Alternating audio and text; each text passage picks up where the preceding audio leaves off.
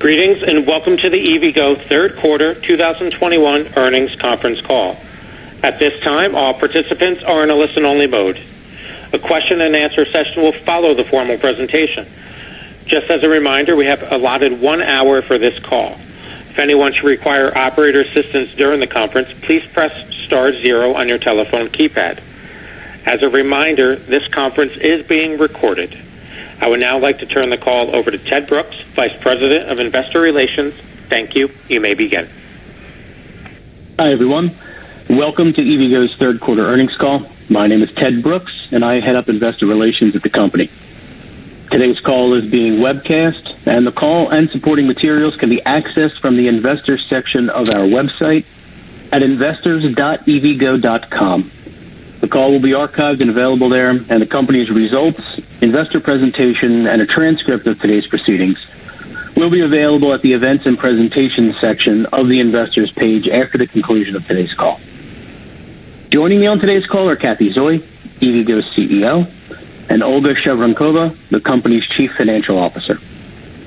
Today, we will be discussing EVGO's latest financial results for the third quarter of 2021, followed by a Q&A session. During the call, management will be making forward-looking statements regarding the 2021 fiscal year and our outlook for expected growth and investment initiatives.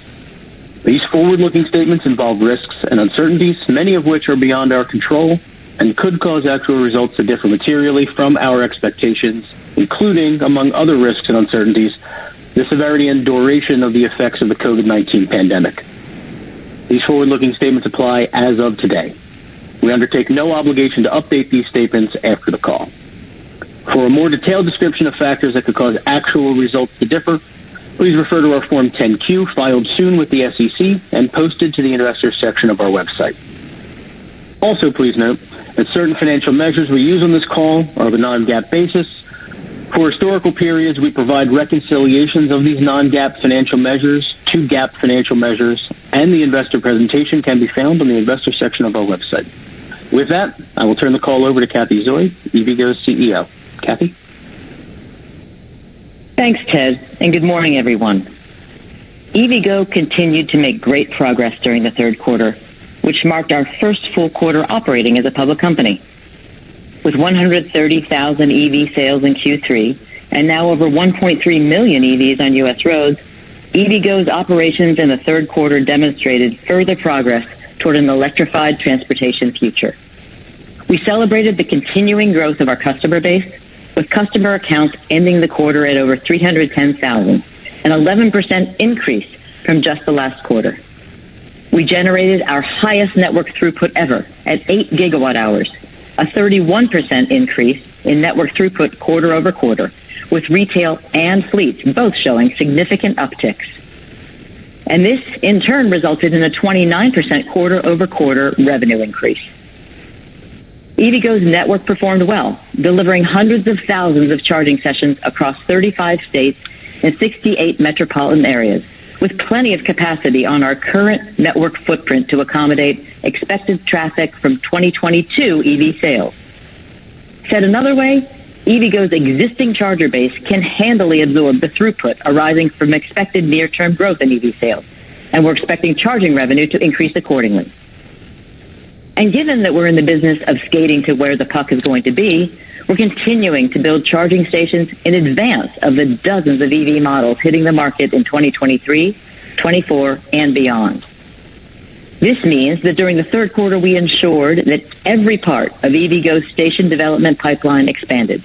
Agreements with new national and regional site hosts eager to participate in transportation electrification. Dozens of local government authorities reviewing applications for fast charging stations within their localities, some faster than others. Working with major utilities and utility commissions toward new EV-friendly electricity tariffs. And engaging with the government agencies launching new programs to provide financial support for charging infrastructure. Taken together, EVGO's active engineering and construction pipeline grew to nearly 2,500 DC-FC charging stalls, 400 more than when we last spoke with you just 3 months ago. With EVGO placing 47 new stalls into service in 9 metro markets in Q3, bringing total stalls in operation to 1,595 by the end of last quarter. In particular, the market appetite for hosting fast chargers is accelerating at an increasing clip. EVGO now has multi-year programs underway with national retailers like Target, Kroger, Whole Foods, Albertsons, and retail real estate leaders like Regency Centers, Kimco, and Brixmor. These are complemented by a plethora of site host agreements with more regional and local retail brands, all of whom have joined and accelerated the transition to electrification as EVGO retains our commitment to build stations and locations convenient to drivers in their everyday lives. And based on the increased appetite for EVGO charging stations across the board, and General Motors' sustained commitment to electrification and planned delivery of 30 EV models to the market by 2025, I'm pleased to report that EVGO and GM have expanded our partnership. Together, we will be building an additional 500 high-powered fast charging stalls by 2025, taking the total in this program to 3,250. Geographically, the work with GM and others means that we expect EVGO's public charging network to span over 75 metro markets in at least 40 states by 2025. During the third quarter, we also focused on deepening our relationships with EV drivers themselves, launching new customer loyalty and pricing programs, as well as per-transaction billing.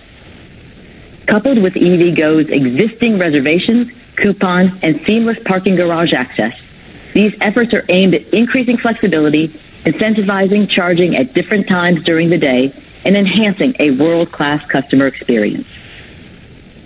Also during this quarter, EVGO's reach into the growing electrified fleet segment expanded. Tailoring our offerings to the particular needs of businesses that own and operate fleets, we introduced the EVGO Optima software product suite.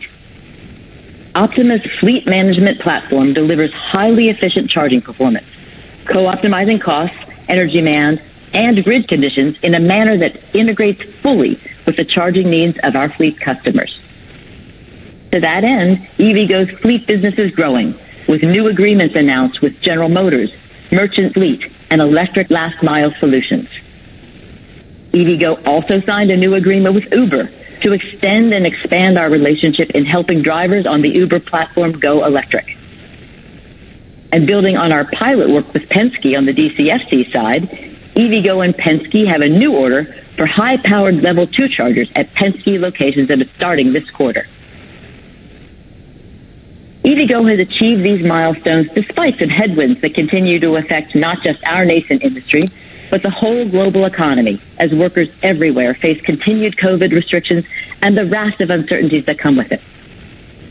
So far in 2021, EVGO has seen that while the time it takes us to construct a station is 4 to 8 weeks, the average timetable for getting high-powered charging stations from concept to utility energization in dense retail parking lots can be 18 months or more.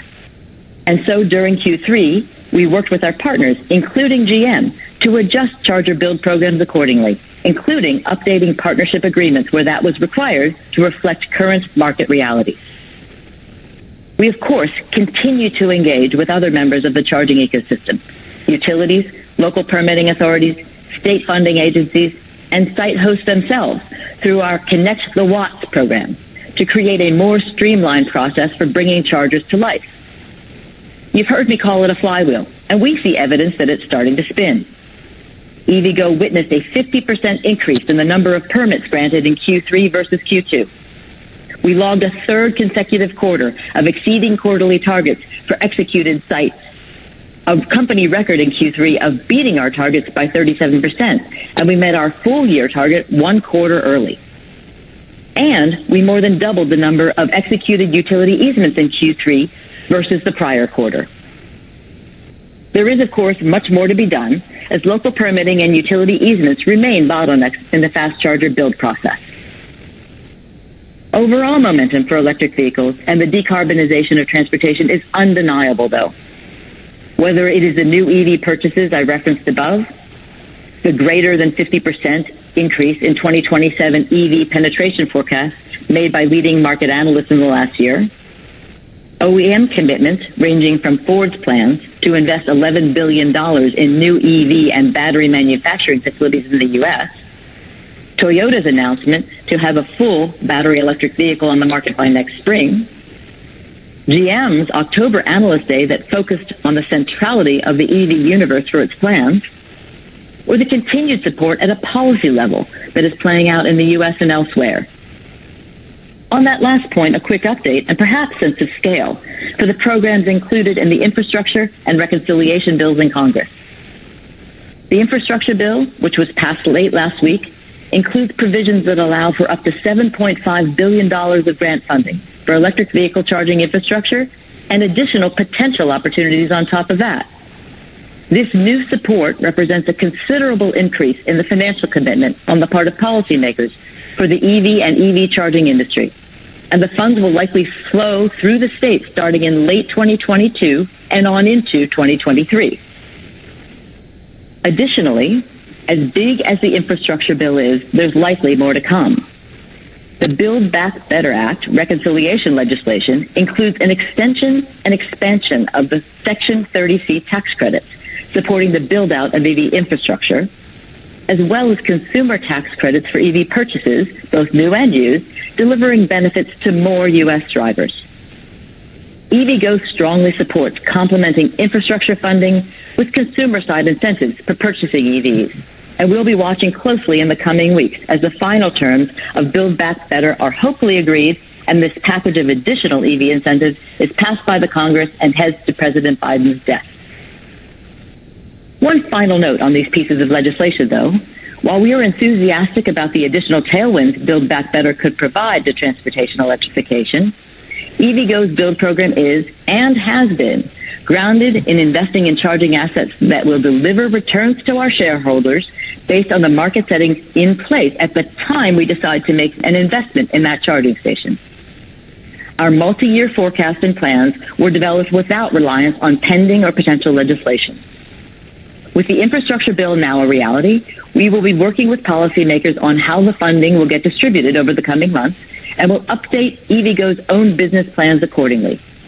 We expect that this funding will allow for more rapid expansion and increased upside for EVGO's growth, and I look forward to discussing this with you on future calls. With that, I'll turn the call over to Olga to provide our financial and operational updates, as well as our updated 2021 guidance. Thank you, Kathy. I would like to start with a review of our operational and financial results for the quarter. Network throughput in the third quarter was 8.0 gigawatt hours, an increase of 31% from 6.1 gigawatt hours in the second quarter. This sequential increase in throughput was driven by new retail customers added on the EVGO network, as well as a ramp-up of activity on autonomous vehicle sites. I would like to add that EVGO's network throughput outpaced the growth in electrical vehicles in operation over this period by about 20 percentage points. More than 36,000 new customer accounts were added during the quarter, bringing total customer accounts to over 310,000 as a growing base of drivers continue to choose EVGO as their key EV charging provider. Tesla drivers represented roughly 15% of all new EVGO customers in the third quarter. Today, we estimate Tesla drivers account for approximately 5% of total EVGO retail throughput. We observed a 29% quarter-over-quarter revenue increase in the third quarter. This increase reflects ongoing EV adoption trends and continued improvement in economic activity. Retail charging revenue increased 28% in the quarter, while fleet charging revenue increased 26% due to a ramp in activity on our dedicated autonomous vehicle fleet sites, as well as the growth of public fleet traffic from continued recovery after many COVID-19 disruptions. Retail and fleet revenues were up 101% and 64% year-over-year, respectively. Ancillary revenues increased 73% versus the prior quarter, predominantly driven by the inclusion of recargo revenues following the close of our acquisition on July 9th. This quarter, we have changed the presentation of certain costs by reclassifying some of the items in cost of goods sold accounts to general administrative expenses. This reclassification to G&A is being done to more accurately reflect the cost of goods sold associated with providing charging and other services to our customers, and therefore give investors a more proper view of the profitability. Costs previously included in cost of goods sold, but now in general administrative expenses, include network platform service fees, certain storage and freight costs, pre-operational rent and license fees, call center expenses, and certain costs related to field and customer operations. Cost of goods sold include charger site depreciation and amortization expense, direct energy expenses, maintenance, rent, property taxes, payment processing fees, and other non-charging network costs related to activities that support ancillary revenue. Our adjusted gross profit for the third quarter was $1.4 million, representing a 22.2% adjusted gross margin, up from $1 million and 21.4% respectively in the second quarter. The margin increase was mostly driven by the inclusion of higher margin recargo revenues following our acquisition completed in early July. Adjusted cost of goods sold totaled $4.8 million for the third quarter, up from $3.8 million for the second quarter, driven by higher overall energy costs due to higher network throughput and higher non-energy costs due to expanding the number of charger stalls. As part of our ongoing process to help our investors understand the drivers for EVGO's financial results, I wanted to take a moment to describe the components of our revenue. Revenue breaks down into four subcategories: charging, regulatory credits, ancillary, and network. Charging revenue comprises roughly 65% of our total revenue as of today, and we further break down charging revenue into three categories: retail, fleet, and OEM. Retail charging revenue, which as I noted, rose by 28% in the quarter, is driven by retail customers charging at public stations on EVGO's network and is comprised of membership or subscription payments as well as volumetric-based payments. This revenue stream is driven by EV adoption by regular commuters who choose EVGO as their charging provider. Fleet charging, which rose 26% quarter over quarter, is comprised of both public and dedicated fleet charging activities. Everything from rideshare drivers charging at lunchtime to autonomous vehicles charging in depots, and could be revenue linked to volumes as well as take or pay type of payments EVGO receives for stalls at dedicated fleet depots. OEM charging revenue is associated with prepaid charging credits that EVGO's OEM partners, such as General Motors or Nissan, award to their respective customers. OEMs prepay EVGO for such credits, and EVGO recognizes the revenue when OEM customers show up to charge. This revenue line is driven by some of our OEM agreements and the number of vehicles these OEMs sell into the market, which is expected to increase with EV adoption. Regulatory credit revenue is the next important component in our revenue stream and comprises approximately 10% of our total revenue. This largely reflects the monetization of credits EVGO sells under the low carbon fuel standard. The LCFS program, which is the most mature and advanced in California, requires companies to adhere to carbon emission targets, with those exceeding the limits obligated to purchase credits to be in compliance. The nature of EVGO's business, combined with the fact that our network is 100% powered by renewable electricity, means that we generate LCFS credits that we then sell in the market. Since pricing is determined by the market, we expect to experience volatility in realized prices and have averaged 20 to 24 cents per kilowatt hour over the last several quarters. In addition to California, Oregon has introduced its own regulated carbon reduction program, whose prices have been lower at approximately 8 cents per kilowatt hour. The state of Washington has recently created a program as well, and that program should be up and running by 2023. If EVGO were to see adoption of LCFS-style programs in other states, such as New York, where it has been proposed, it would represent upside to our base case forecasts. To date, the vast majority of regulatory revenue at EVGO has been derived from California's LCFS program. Next is ancillary revenue, comprising 15 to 20% of our total revenue, which includes everything from maintenance services, development and project management revenue, data and technology-driven services, consumer retail revenues such as reservations and coupons, and advertising revenues. As mentioned, EVGO's ancillary revenues also include recently acquired Recargo. And finally, network revenue comprises 5 to 10% of total revenue. It is recognized in association with the services we provide to OEM partners tied to significant charger infrastructure build programs.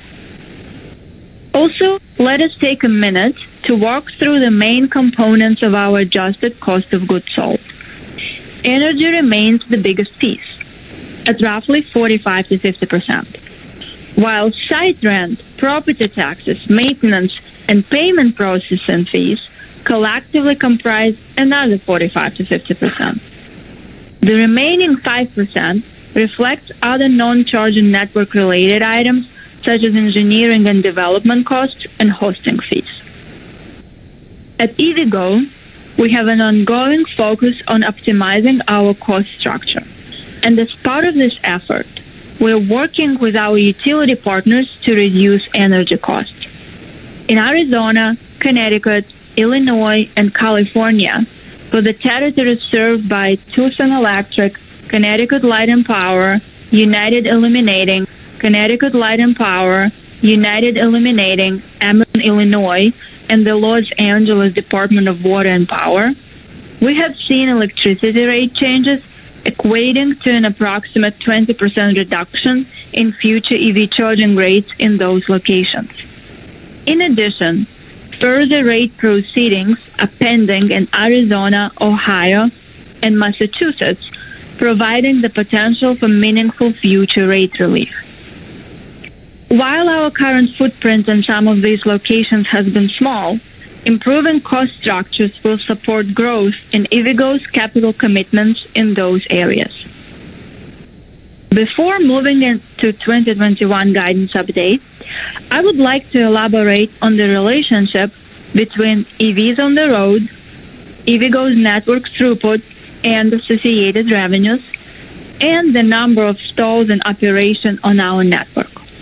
As mentioned earlier, we observed 31% growth in network throughput in the third quarter, which was driven by the rising number of EVs on the road and corresponding customers who charged at EVGO locations. EVGO has consistently focused on geographies with the highest EV adoption. For example, in Los Angeles, our home market, approximately 90% of EV owners live within 10 miles of an EVGO charger, and current utilization in Los Angeles is 9 to 10%.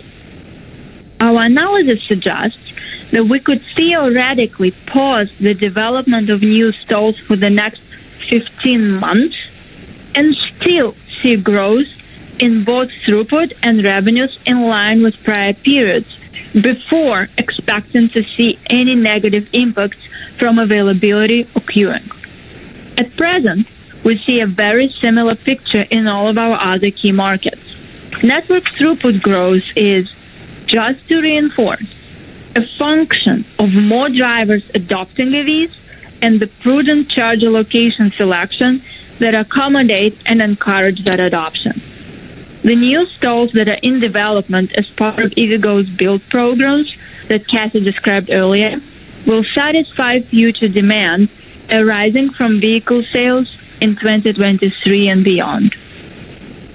A key takeaway is that whether a brand new charging station is energized this quarter or 2 or 3 quarters from now will not have a material effect on EVGO's overall network throughput or revenues in the near term. We are increasing our expectations for revenue, network throughput, and adjusted EBITDA for the full year of 2021. Our updated expectations are for $20 to $22 million of revenue, 24 to 26 gigawatt hours of network throughput, and negative $54 to $58 million of adjusted EBITDA. The increases in our forecast for revenue and adjusted EBITDA are driven by higher than estimated throughput on our network. As for stall guidance for 2021, we are issuing our first formal operational stall target guidance of 280 to 320 newly operational stalls for the full year of 2021. It tends to take 80 to 90 days for a stall to go operational once we begin construction. This consists of our construction timing plus utility energization. While variability of these external factors may contribute to short-term shifts in operational status, we think that it is helpful to provide color on the number of stalls expected to be under construction as of year-end. In addition to stalls in operation as of year-end, EVGO expects that 220 to 260 stalls will be under construction at the end of 2021, resulting in a forecasted total of between 1,890 and 1,970 operational or under construction stalls as of December 31st. A final point of note on the timing and content of future results. We expect to be reporting fourth quarter and full year 2021 results in mid to late March. At that time, we will initiate operational and financial guidance for 2022. With that, we will conclude our prepared remarks and turn the call over to the operator to take your questions. Thank you. Thank you. We will now be conducting a question and answer session. If you would like to ask a question, please press star 1 on your telephone keypad. A confirmation tone will indicate your line is in the question queue. You may press star 2 if you would like to remove your question from the queue. For participants using speaker equipment, it may be necessary to pick up your handset before pressing the star keys. One moment, please, while we poll for your questions.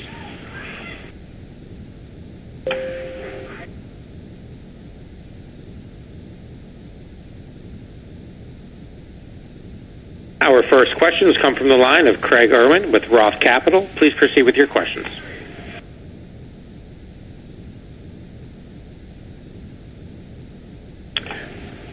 Craig, could you please check if you're on mute? Hi, thank you. Good morning, and thanks for taking my questions. Cassie, I wanted to start off by asking about the expanded relationship with General Motors. You added 500 sites, a dozen new geographic markets. Can you maybe give us a little color on how this expansion to what was already a pretty substantial agreement started to how it started, right? How the conversation with General Motors said, let's do more, let's do it faster, and what does this mean really for the outcome, or what we should be looking at as far as the partnership between General Motors and EVGO over the next couple of years? Yeah. Hey, thanks, Craig. Look, the the expanded relationship between GM and EVGO that we just announced is a home run for both companies. The larger updated program for the 3250 stalls is delivering a higher NPV to EVGO than the original program, of course, and more geographic reach and DCFC presence for GM in markets where they plan to sell EVs. And it doesn't require more GM capital to get that done. So why is that? So how it's structured? What EVGO has done is we've traded early builds in 2021 that require actually more GM subsidy to pencil for charger builds in 2023 and to 2025 that don't as a result of higher EV penetration in those later years. I guess to say it another way, if you build later, the same $90 million can buy an extra 500 charging stalls. And so, look, we're delighted because we get to go into new markets and build charging infrastructure where we have all the exposure on the revenue side once those are built. And GM gets to feel excited about going into those new markets where they want to sell EVs. It's great win-win. I mean, our relationship just continues to strengthen. Perfect. So then I wanted to ask a little bit about the E&C pipeline, 2,500 units, up about 400, I think, since last quarter. That's fairly substantial growth. Can you talk about, how you're feeding the front end of the pipeline? Do we expect this kind of growth to potentially continue over the next number of quarters? Craig, we are, it's funny that in the old days, it used to be we had to explain to a site host not only what an EV charger was, what an EV was. What we're now seeing from site hosts, and, I mentioned a bunch of national brands, but it's also local regional brands, that are out there in retail settings. They're really excited about getting EV charging built. Everybody across the country seems to feel that momentum. So our expectation is that pipeline is going to continue to grow. We are a great counterparty, so site hosts are excited about working with EVGO. Amazing. And then the 8 gigawatts in the quarter, right? 31% growth sequentially. That's a pretty chunky result. Obviously it benefited you on the top line, and I would say the bottom line this quarter. As we look forward over the next few quarters, if we see this above trend growth, is there an opportunity to maybe build the network faster?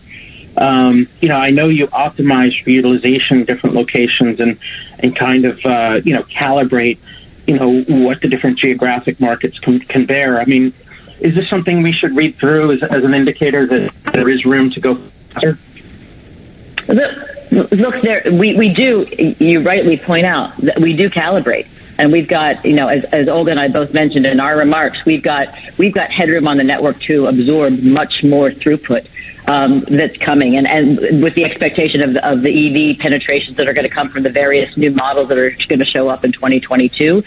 But overall, the business model, as I've said many times, can accordion up or down, but it can accordion up very quickly. So if we see, for example, EV incentives from the federal government and the EV sales go faster than what the market analysts have said, EVGO can get out there and build in more places. For us, it's still that financial discipline. Where is EV charging infrastructure going to pencil well and deliver the returns that our shareholders expect? And we can move up or down as we need to. Great. Congratulations on a solid result here. I'll hop back in the queue. Thanks.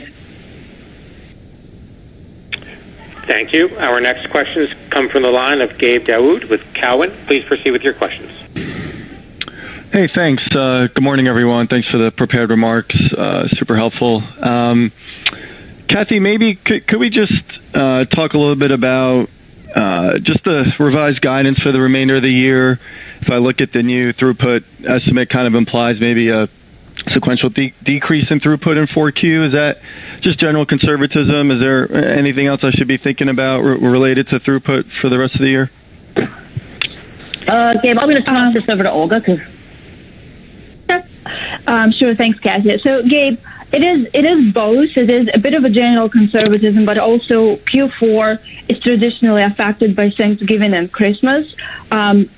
People actually don't tend to drive much over those holidays. They stay back home and enjoy their family time and dinners. And that's, I think, kind of what influenced our general conservatism. We'll see how people behave this year. It's just based on our observations from past years over the Q4. Got it. Thanks, Olga. That's helpful. Maybe just following up on the policy side, you mentioned BIF and funds potentially flowing through late 22, early 23. Curious, Kathy, how you kind of balance this with, I think in the past you maybe mentioned EVGO not really being a highway corridor company. And, I think BIF funding will first be allocated towards a highway corridor. So could you maybe just talk about how you balance those two, and does build-out accelerate as a result of BIS to capture these awards? Yeah, well, so again, first principle for EVGO, we'll invest in charging infrastructure that pencils for our shareholders, right? And in the past, corridors didn't pencil, so you didn't see us going deep into corridors. With the widespread support and the magnitude of that support for corridors, we'll be taking a look at that, and we'll be working with policymakers to see how that flows.